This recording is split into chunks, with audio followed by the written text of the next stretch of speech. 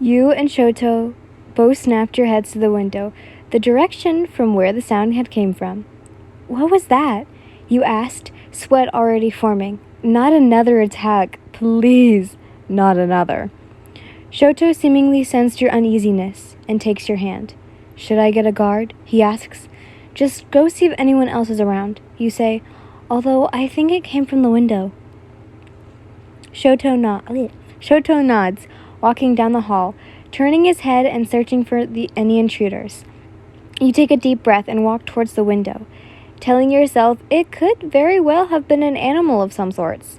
Putting your hands on the handles, you push open the window, the cold night air pouring into the castle. You gasp. Izuku is standing beside a fallen tree, the trunk snapped like a twig. Your heart pounds. Sir Izuku, you say through the window, worried for him. What happened? Who did this? He looks up, and you can practically see the sweat form on his forehead. Princess, he stutters, looking around frantically. What are you doing out so late? You ask the boy.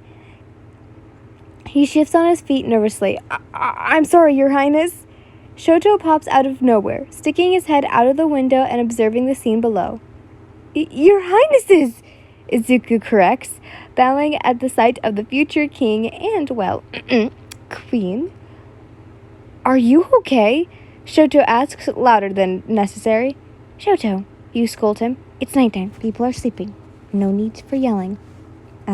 He says, as if he was thinking about it. My mistake.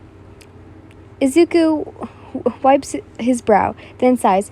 Don't worry, Your Highnesses. Nothing's wrong. I was just training. Again, you remember the first time you met him, and how he said he was quirkless. Surely someone without a quirk would do such damage to a tree of that size. Well, Shoto whisper yells out of the window. Please train quieter. People are trying to sleep. Shoto. You remind him. We're only on the second floor. We can hear you.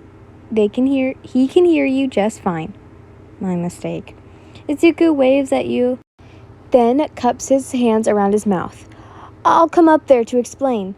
You nod, waving as he runs off into the night to meet up with you and Shoto in the hall. So, you ask Izuku, who is now standing in the hall with you. What's going on? You told me you were quirkless, and you don't seem the type to lie. Izuku fiddles with his hands.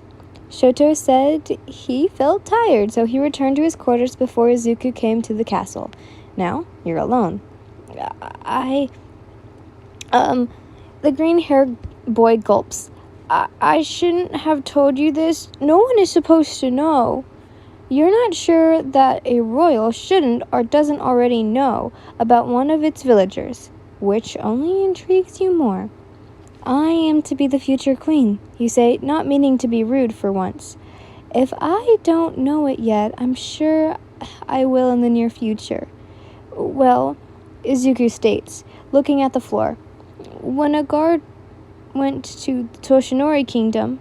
What? You ask. The news new to you. When did you guys go there, and why? To investigate Micah.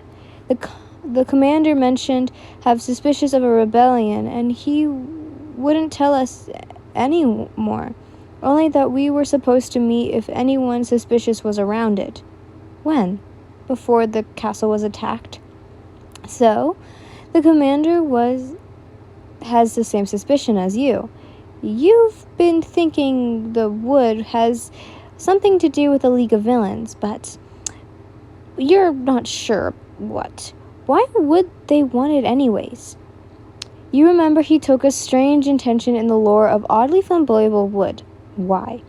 But that's a question for later. Right now, you need to figure out what's up with Izuku and the commander knows. Okay. You say, pretending to understand. Continue. He nods. While I was there, I met with King Toshinori. He pauses, as if not wanting to continue. And? You ask, urging him on. He claimed to be better. He told me not to tell any of the staff. Izuku says, I promised. He then started rambling on about passing on a torch or something, and he claims to have been watching me, then asked me some questions. What kind of questions? Oh, the nervous guard says. Stuff like what I thought about the rebels and what I thought about the royal line. Then he told me he had no heir, which I already knew. You can tell where the story is going, but you're not sure how he got a quirk out of it. So, let him continue. I inherited his quirk. Izuku whispers, clenching his fist. One for all. He told me I should replace him one day, as king and protector of the realms. I agreed. I've been training ever since. He finishes, much in a higher voice. Letting his clenched fist fall to his side, he then looks up nervously, trying to read your face for a reaction. You don't give him one, instead smiling. Well, I'm glad he's given you such an opportunity. Izuku looked revealed, then says one more thing. Promise me you won't I won't tell anyone. You promise. Shoto, you say. Were you seriously listening on the whole conversation? Not at all.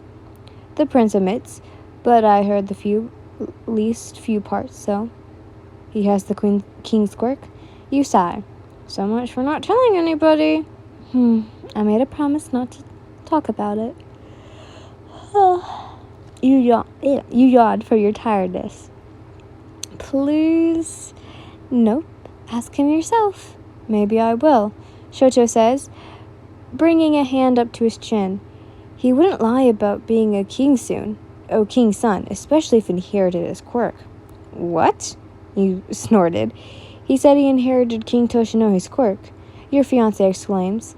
Actually, he probably is not his actual son. More like... Shoto drifts off and you giggle. Like what? A secret love child, perhaps? That he hid from the public? You started to giggle, but you made a promise, so you didn't tell Shoto otherwise.